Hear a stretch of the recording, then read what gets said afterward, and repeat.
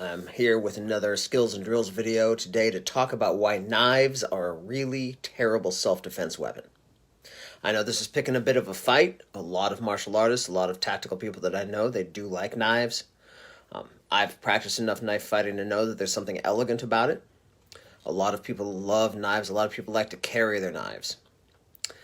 That said, knives are a terrible self-defense weapon, and here's why.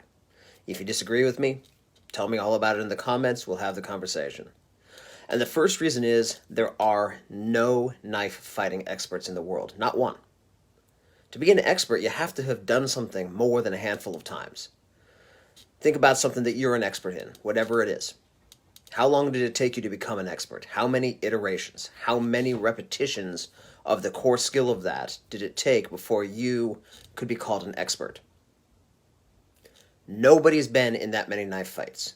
Nobody. So, knife fighting experts are people who have practiced the motions of using a knife, people who have studied films of knife attacks and knife defenses.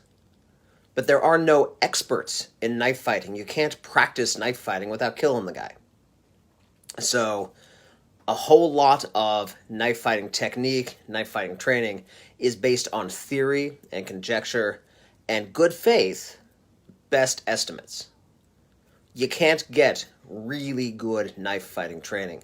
The closest you can get is some stuff in the military where they practice killing people with knives. But the kind of knife violence that happens in the military is not a self-defense situation and doesn't really prepare you for how we might use a knife in a self-defense scenario. Remember, one of the most important things about practicing your martial arts, practicing your combatives, is to always remember that A doesn't equal B. So, rule number one, or reason number one why knives are very bad self-defense weapons, is just that there aren't any knife fighting experts. So it's impossible to get perfect training. The second reason the knives are a terrible self-defense weapon is they are close-range weapons. If you have a knife that's not a close-range weapon, you don't have a knife anymore. You have a sword. And people look at you weird if you carry a sword around in the mall or on the subway. When you're in a self-defense situation, especially as a parent with children, distance is your friend. Distance is your best friend. So any weapon you carry for self-defense that relies on having no distance is not a solid self-defense option. Reason number three is knives lack stopping power. If you cut somebody with a knife, if you really get them, if you get the femoral artery, you get just the right place on the forearm, they will bleed out and they will die in a minute, minute and a half, which is not... That's a lot of time in a self-defense situation. That is plenty of time to do you or your family serious damage. So, when it comes to self-defense, if you have a weapon, you want something that can stop them or break them immediately. Sure, there's a chance that you might cut a tendon and disable a part of the hand, but they have a whole lot more of their body to keep going. So you cannot rely on knives to stop an attacker in the time frame that you need to protect yourself and protect your family. The fourth reason that knives are a terrible self-defense weapon is that cops hate them. A lot of police officers carry knives themselves. A lot of police officers study knife defense and knife fighting. But every law officer I know views people who carry knives for fighting purposes, for protection or attack purposes, as a little bit nasty.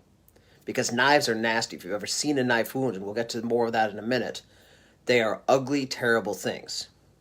Knife violence is personal and bloody and horrible, and most police have seen the results of it, and they are more likely to classify you as a bad guy if they see that you have used a knife against someone. Remember that after you've survived an assault, after you've used your self-defense skills, you still have to survive the jury, and you have to potentially survive some kind of civil case as well. And having used a knife will sometimes make a police officer more likely to go forward with an arrest because they don't like knives. And the final reason is that juries really hate knives. If I'm going to show you in a moment a few photos of the results of knife violence. I want to tell you right now that it is profoundly ugly, and you might want to look away for about 10 seconds. So starting right now.